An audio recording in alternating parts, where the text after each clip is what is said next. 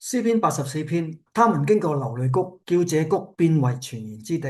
歡迎大家嚟到呢個聖經導賞團。84篇呢，對於好多人嚟講呢，係一首朝聖之歌，亦都即係上行詩啦。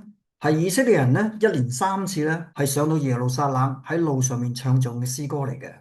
不過呢，亦都有唔同嘅睇法喎。84篇呢，有好多人睇為呢，叫做一首錫安之歌。嗱，錫安之歌有咩唔同呢？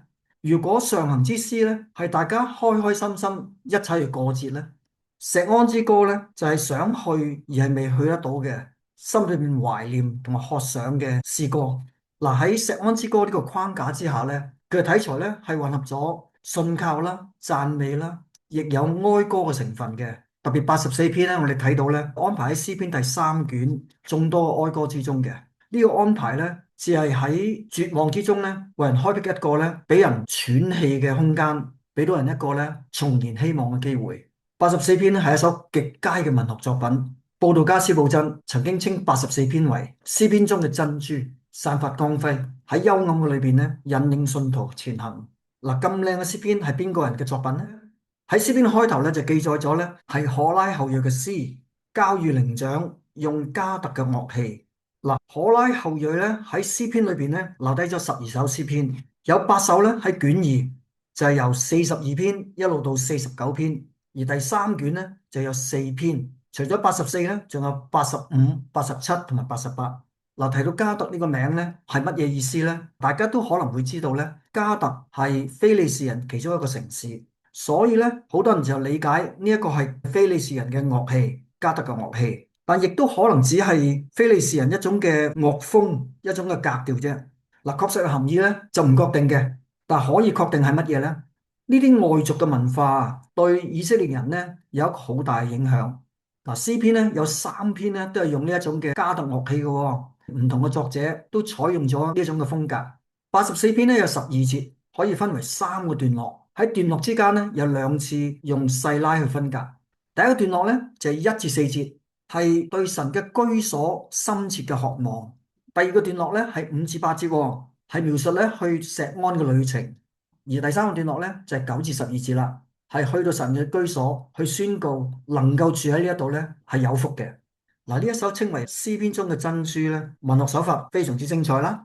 喺呢一度咧，我單單聚焦一個亮點啫。84篇咧3個段落咧都有2個嘅主題嘅，分別係福同埋求啦。詩人將呢個2個主題咧係首尾相接、環環相扣嘅喎。等我簡單地介紹一下。嗱，我哋首先睇下啦，第一段第4節，住在你的殿中是有福的。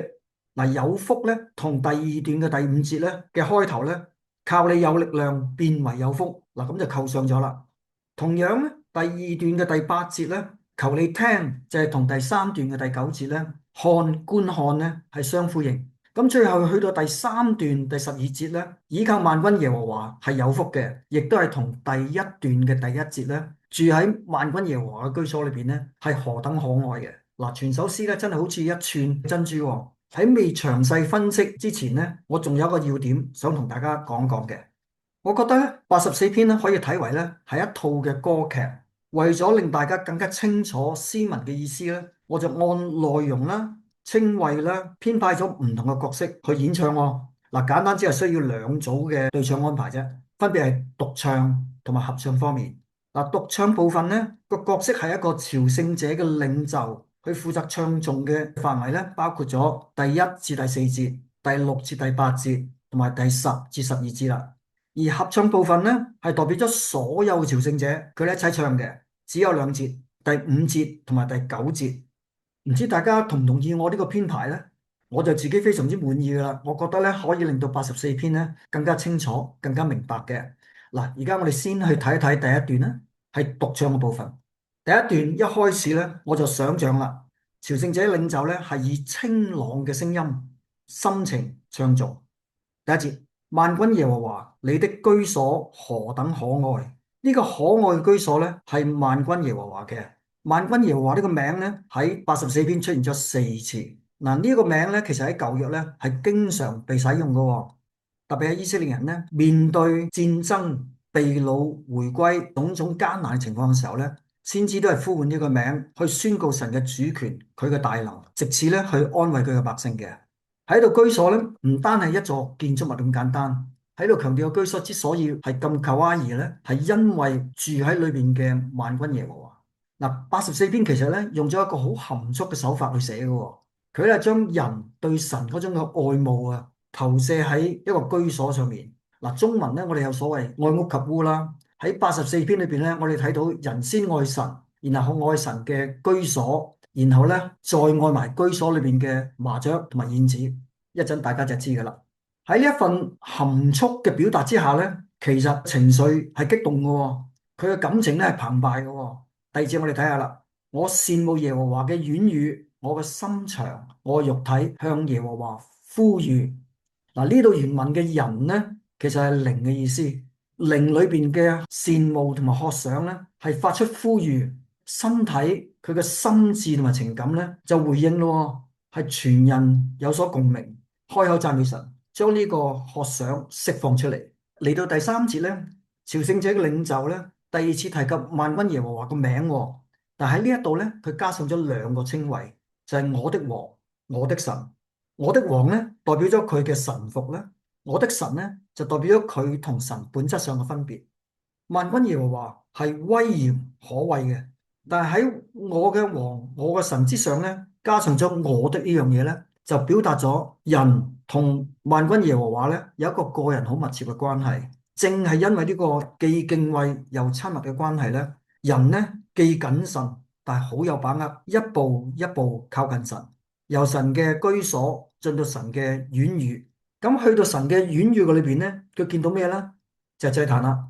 喺佢嘅王、佢嘅神嘅祭壇裏邊咧，佢睇到咧麻雀為自己找着房屋，燕子為自己咧找着菢雛之窩。呢一句咧係一句好美麗嘅排句啦。和合本咧將個原文啊切波兒呢個字咧係譯做麻雀。嗱，呢個可以嘅。切波兒咧通常係泛指一切細隻啦、卑微啦、普通不過嘅雀鳥。嗱，麻雀係其中一種。呢啲咧係一啲唔起眼、卑微不過嘅雀仔咧，都可以喺萬軍耶和華嘅居所院宇裏邊咧，為自己揾到自己嘅房屋，能夠喺嗰度咧建立到家園。再睇一睇個排句下半句咧，佢用燕子咧為呢個卑微雀鳥咧作出咗一個補充。嗱，燕子原文咧係自由嘅意思 divorce 喺舊約裏邊咧宣告希連釋放 divorce 就係呢個字啦。釋放呢個 divorce 咧係無條件嘅，完全自由嘅。咁燕子喺呢度咧係代表咗自由，代表咗釋放，係選擇咗佢自由，停居喺神嘅院宇嘅裏邊，嚟到神嘅祭壇面前。嗱，神嘅院宇咧可以代表咗親近神嘅範圍，神嘅祭壇咧就係親近神嘅途徑啦。因為喺祭壇裏邊咧，我哋嘅罪能夠被遮蓋，關係咧就能夠被修補啦。能夠做到咁樣咧，就第四節咁講啦。佢如此啊，呢啲人咧能夠係咁樣住喺呢個殿裏邊咧，變為有福。佢哋仍然喺嗰度咧，要讚美你。好啦，咁我哋就去到第二個段落啦。喺個細拉之後咧，個角色有所轉變嘅，就係所有朝聖者咧就一同去回應呢一個咁嘅期盼喎。呢個合唱咧嘅聲音好似一個眾水嘅聲音，好似大力嘅聲音一樣。第五節，靠你有力量，心中想往錫安大道的，這人便為有福。冇錯，能夠住喺神嘅殿裏邊咧係有福嘅，但係要夢想成真咧，人要坐言起行。咁呢啲朝聖者啊，要具備咩質素咧？有兩樣嘢。第一樣嘢，要以神嘅力量為力量，唔係靠馬快，唔係靠力大嘅人。第二樣嘢咧，就係心中切望通往錫安嘅大道，行喺呢個大道裏邊咧，係行為正直嘅人。嗱，呢個人咧就變為有福啦。咁邊個做得到咧？邊個係呢個有福的人咧？原文咧下 Adam 咧係男性嘅第三孫單數，喺和合本咧就譯那人，那一個亞當。咁邊個亞當啊？嗱，有三個解釋。第一個解釋咧，代表所有人咯，所有咁樣做、心咁去想嘅人咧，都係呢個亞當。咁第二個咧，就應該係帶領佢哋嘅領袖啦。喺以色列人嘅角度咧，應該就好似大衛王啦，神所按立嘅君主啦。第三個解釋咧，可以啊，係嗰個第二個亞當，嗰個末後嘅亞當，就係我哋嘅主耶穌基督啦。遲啲我哋講多少少啊。嗱，嚟到第六節，我哋就問一問啦，通往錫安嘅大道咧，嗰條路啊，係咪風平浪靜嘅咧？唔係喎，有時真係困難重重嘅噃。咁朝聖者嘅領袖咧，係接住用一個好真摯、好誠懇嘅聲音咧，去敘述呢個艱難嘅旅程喎。佢話：他們經過流淚谷，嗱、呢個谷咧原名叫白卡。如果係一個名詞嚟講咧，係指一種生喺貧瘠乾旱山谷裏邊一種嘅樹。嗱，如果換轉另外一個字咧，譬如動詞嚟講咧，白卡咧個意思就變咗哭泣咯喎，因為發音幾乎相似啊，成為一種嘅諧音相關語啦。因為咁咧，好多譯本，包括咗和合本咧，都直接譯佢為流淚谷。所以我哋睇到啦，喺呢一度朝聖者嘅領袖咧，有意無意之間，明示暗示咧，話朝聖者咧係會經過一個充滿艱難痛苦嘅旅程，係會令人流淚嘅。嗱，聽上嚟咧係極具挑戰噃。咁但係喺第六節咧，我哋睇到一個令人意外嘅轉化喎。佢話咧，他們經過流淚谷咧，叫這谷變為泉源之地。我哋要留意啦。嗱，呢個唔係佢喺流淚谷裏邊咧揾到泉源喎，係佢哋使到呢個谷咧成為泉源之地喎。我哋都睇到咧，唔係一個人去做到嘅，係佢哋一齊令到有呢個嘅轉化，有呢個改變嘅。佢哋一切嘅努力，佢哋一切嘅堅持咧，再進一步咧，迎嚟神賜下嘅秋雨。嗱，秋雨係咩咧？秋雨係早雨，係時雨。秋雨代表咗神嘅祝福，神嘅祝福咧覆蓋全地，佢嘅祝福咧豐豐足足充滿咗每一個地方。好啦，我哋概括一下朝聖者究竟經歷咗啲乜嘢咧？佢哋經歷咗眼淚，經歷咗泉水，經歷咗恩雨。嗱，雖然咧朝聖者咧係有艱難嘅時候，有疲乏嘅時候，但係咧佢哋冇放棄喎，佢哋努力不懈去改變個處境，然後得到神嘅祝福，所以咧佢哋能夠力上加力，能夠繼續上路。喺第七節下半句咧，佢話各人到錫安朝見神。我哋要留意到咧，係各人啊都能夠到錫安朝見神，係每一個人冇一個失落嘅。好似耶穌咧喺約翰福音第18章第9節咧，佢同天父講啦：你所賜給我的人，我沒有失掉一個。第8節，朝聖者嘅領袖咧，抓住神嘅應許，向大能大力嘅萬軍耶和華禱告啦，求你聽我嘅禱告。雅各嘅神啊，嗰位願意同軟弱卑微嘅人立約嘅神啊，求你留心聽我禱告。好快去到第三段咯喎，喺第二個細拉之後咧，所有嘅朝聖者咧又以激昂嘅聲音咧一齊回應啦。第9節，神啊，你是我們的盾牌，求你垂顧觀看你的受膏者的面。嗱，原文咧係應該有多一個看字嘅，去睇呢個字嘅。咁所以個意思咧應該話，神啊，我哋嘅盾牌啊，求你睇一睇啊。嗱，講完第一次睇之後咧，意猶未盡喎，下半句佢又加上佢求神咧垂顧觀看。嗱，呢一度咧，我哋睇到咧兩個嘅看咧係呼應咗第8節兩次嘅聽，聽留心聽，睇專心睇，唔好眨眼。嗱，睇啲乜嘢咧？佢叫神睇你的受膏者。對於當時以色列人咧，當然可以係神揀選嘅君王啦。但係呢一度亦都呼應咗，亦都暗示咗，係回應咗第5節喎，講嗰個那人啊。我哋如果再靠少少嘅想像咧，可以睇為係耶穌基督喎，係我哋終極嘅彌賽亞受膏者啦。去到第10節，朝聖者嘅領袖咧，又或者喺群眾眼中嘅受膏者，再以一個清朗嘅聲音去唱頌喎，在你院宇住一日，勝似在別處1000日。嗱，1000日睇起上嚟好長久，但係比唔上咧喺神嘅家裏邊短暫停留。除咗時間嘅長久嘅對比之外咧，仲有另外一個對比喎，就係寧可不願呢個對比啦。嗱，寧可啲乜嘢咧？寧可在我神殿中看門，不願住在惡人帳棚中。嗱，呢個寧可咧，表示佢主動嘅選擇。寧可咧喺神嘅家裏邊咧，處於卑微嘅，但係能夠與神同在咧，係無可比擬嘅福樂嘅。點解啊？去到第11節，因為耶和華是日頭，是盾牌。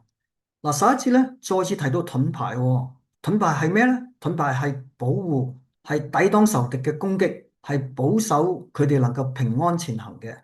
咁日頭係咩咧？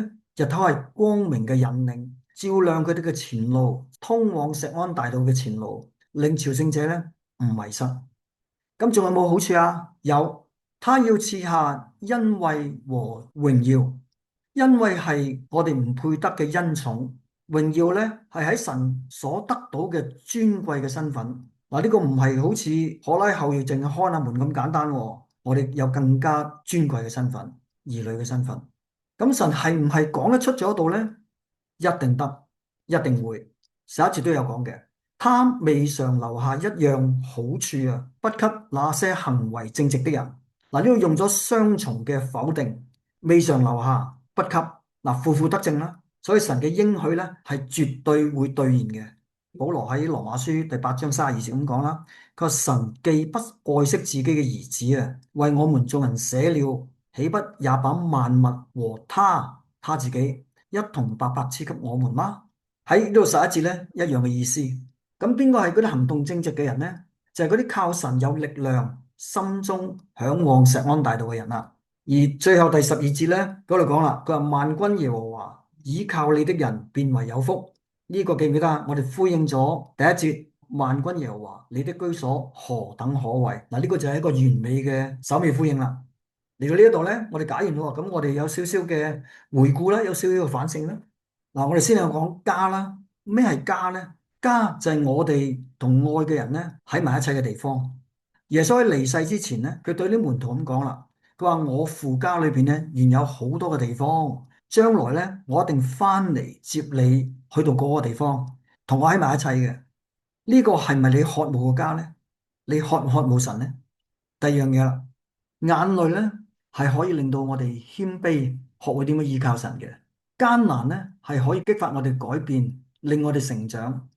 呢啲困苦咧係會令我哋敞開我哋嘅心門，去領受神嘅愛同埋佢嘅引導。所以耶穌咁講，哀慟嘅人咧係有福嘅，因為他們必得安慰。神係好珍惜我哋眼淚嘅，相信咧神係會將我哋嘅眼淚咧裝喺佢嘅皮囊上面嘅。最後啦，翻屋企嘅路上面咧，你係同邊個並肩而行嘅咧？抑或你自己一個人喺度行咧？你知唔知啊？神咧已經為我哋預備咗團友咯，我哋已經成團噶咯。我哋嘅團友係邊個啊？就係我哋嘅弟兄姊妹。我哋咧都係以基督為元首嘅，我哋能夠彼此嘅聯結，互為肢體。路上雖然有艱難，但我哋可以彼此嘅擔當，彼此嘅勸勉。我哋亦都唔需要驚嘅，因為咧萬軍耶和華咧係我哋嘅日頭，去引領我哋，係我哋嘅盾牌，係保護我哋嘅。咁所以咧，天路咧唔好獨行，願你嘅路途咧有伴，一路蒙福，願神祝福你。好啦，我哋今日講到呢一度啊，我哋下次再見啦，拜拜。